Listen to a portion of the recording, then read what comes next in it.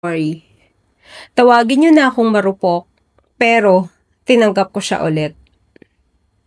Pagbalik niya, wala naman talagang nagbago.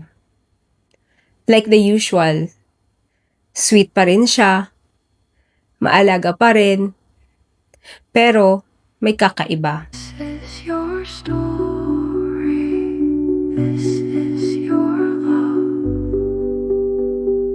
This is your cry. Your backfill love story.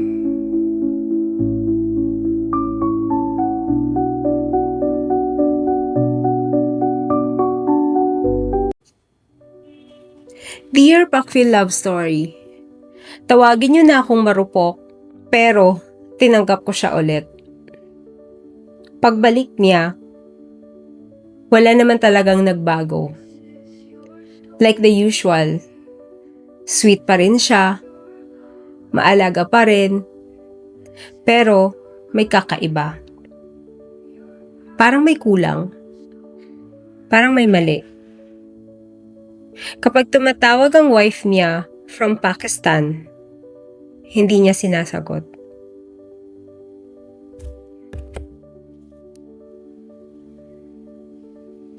Pinapakita pa nga niya sa akin, parang gusto niya akong maniwala na ako pa rin ang mahal niya.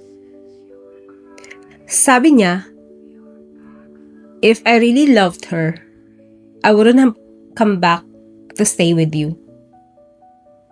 Pero, bakit ganito yung nararamdaman ko? Parang may mali.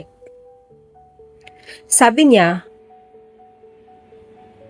hindi niya kilala ang asawa niya bago ang kasal. First time daw nila nagkita nung mismong wedding day. At sabi pa, gusto rin ng family niya na magkaanak na sila agad-agad. Pero parang nahihirapan daw yung wife niya. Minsan, naawa ako sa kanya. Pero mas naawa ako sa sarili ko. Kasi hindi ko na alam kung saan ako lulugar. Sa tingin niyo po ba, totoo pa rin ang pagmamahal niya sa akin? Mahal pa ba niya ako kahit may asawa na siya? At yung pangakong kasal? Totoo pa ba yun o salita lang?